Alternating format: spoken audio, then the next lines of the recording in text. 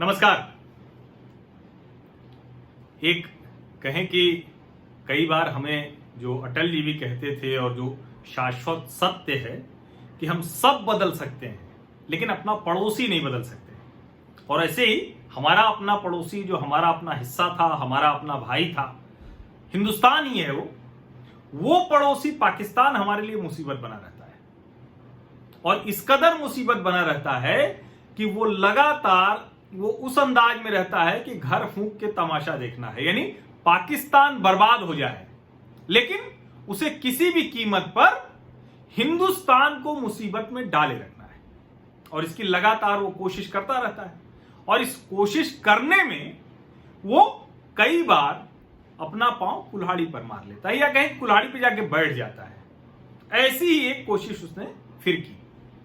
मैं कोशिश करता हूं कि पाकिस्तान की बात कम से कम करूं और मेरी जो चर्चा होती है, मेरी जो बातचीत होती है, उसमें न्यूनतम आप देखेंगे कि मैं पाकिस्तान की बात करता हूं, लेकिन कई बार वो बात जरूरी हो जाती है। जब इमरान खान जो क्रिकेट के मैदान से और प्रधानमंत्री की कुर्सी पर पहुंच गए, जिनको कहा जाता है कि आईएसआई ने उनको पपेट की तरह बैठा दिया है, वो इमरान खान दुनिया भर में भारत विरोध के आधार पर अपनी एक पहचान और हैसियत बनाने की कोशिश करते हैं।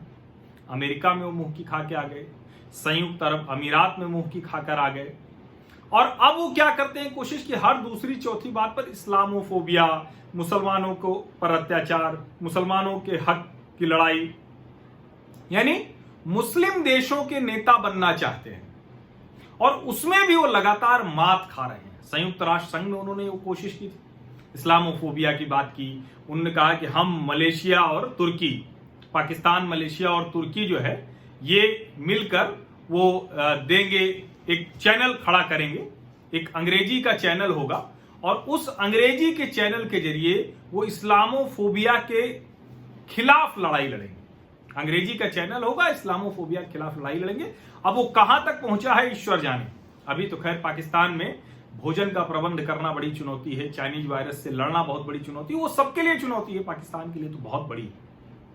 लेकिन आप सोचिए कि इस बीच भी उनके ऊपर इस्लामोफोबिया इतना हावी है कि वो कहते हैं कि हमारा कुछ भी हो जाए, हमें कितना भी नुकसान हो जाए, लेकिन भारत का नुकसान होना चाहिए, भारत की छवि खराब करनी। अब उनको ये नहीं पता कि आप जिन ओआईसी के देश, जो ऑर्गेनाइजेशन ऑफ इस्लामिक कंट्रीज है, उन इस्लामिक देशों के पास जाते हैं तो उनमें से कई देशों या कहें कि बहुतायत देशों से ज्यादा मुसलमान तो हिंदुस्तान में, तो भले ही इस्लामिक देश हैं लेकिन हमारे देश में ये दूसरा सबसे बड़ा मुस्लिम आबादी वाला देश है और उसके खिलाफ आप इस्लाम के नाम पर, मुसलमान के नाम पर साजिश रचते रहते हैं। लेकिन वही है ना कि इमरान खान का वक्त तो बहुत ही बुरा है, पाकिस्तान का वक्त बहुत बुरा है। मैं कहता हूं कि जाहिल मुल्क है। अभी इस्लाम के नाम पर भी, मुसलमान के नाम पर भी उसको कोई पूछ नहीं रहा है। और वो इतनी बड़ी साजिश थी, हमारे देश में भी लगातार होती कि भारत को मुसलमानों पर अत्याचार करने वाले, अल्पसंख्यकों के हितों को न समझने वाले, न संरक्षित करने वाले देश के तौर पर पेश किया जाए। वो कोशिश थी कि जो दिल्ली में दंगे हुए कहा जाता है, जिसपे अब तो दिल्ली पुलिस ने एफआईआर भी दर्ज किया है, बहुत से लोगों की गिरफ्तारी भी हुई है। उमर खालिद ने भाषण दिया कि देखिए जब राष्ट्रपति ट्रंप आएंगे तो उस वक्त हमको सड़कों पर इस तरह से बवाल करना है जिससे दुनिया को पता चले कि भारत में मुसलमानों की स्थिति ठीक नहीं है।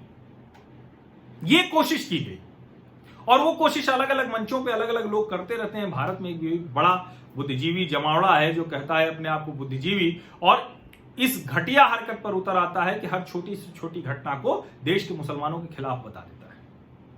जो गलत घटनाएं भी हैं, जो सही नहीं है, झूठ भी फैलाता है। और इमरान खान भी वही कोशिश करते हैं, उनका मुसलमान जो कहें कि अंदर से बार बार वो ये करते रहते हैं, मुसलमान मुसलमान इस्लाम। तो अभी उन्होंने ओआईसी में एक अनौपचारिक समूह बनाने की कोशिश की पाकिस्तान में। और सोचिए कि पहले अमेरिका में पिटे, संयुक्त अरब अमीरात में पिटे, जाने कहां कहां पिटे, अब फिर से ओआईसी में पिटे और मालदीव ने उनके इस प्रस्ताव को पूरी तरह से खारिज कर दिया। जो वो चाहते थे कि भारत के खिलाफ इस्लामोफोबिया भारत में है, ये एक प्रस्ताव वो लाना चाहते थे कि मुसलमानों पर अत्याचार हो रहा है और हुआ क्या, मालदीव ने कहा कि मालदीव जो उनकी स्थायी प्रतिनिधि है न्यूयॉर्क में, उन्होंने कहा कि हम किसी भी इस्लामोफोबिया, जेनोफोबिया, कोई भी फोबिया है उसके खिलाफ लड़ाई लड़ेंगे, उसके खिलाफ हर हाल में है। लेकिन किसी देश को इस तरह से चिन्हित करना, और खास करके भारत जैसे देश को जो न सिर्फ तथ्यहीन है, आधारहीन है इस्लामोफोबिया की बात, बल्कि कुछ सोशल मीडिया की टिप्पणी के आधार पर 130 करोड़ लोगों की भावनाएं, उनकी बात, उनका कहा मान लिया जाए, ये ठीक नहीं होगा। और फिर से पाकिस्तान को एक जोर की चपत लगी है, जिसको कहते हैं ना कि वो अब मुसलमान का नाम लेके भी कुछ करता है तो उसको गाल लाल हो जाता है, उसका बहुत जोर का तमाचा पड़ता है। तो ये बात भी जानना आप लोगों को जरूरी है कि और क्या क्या इस चाइनीज वायरस के दौर में भी पाकिस्तान अपनी इस तरह की हरकतों से बाज नहीं आ रहा है। बहुत बहुत धन्यवाद।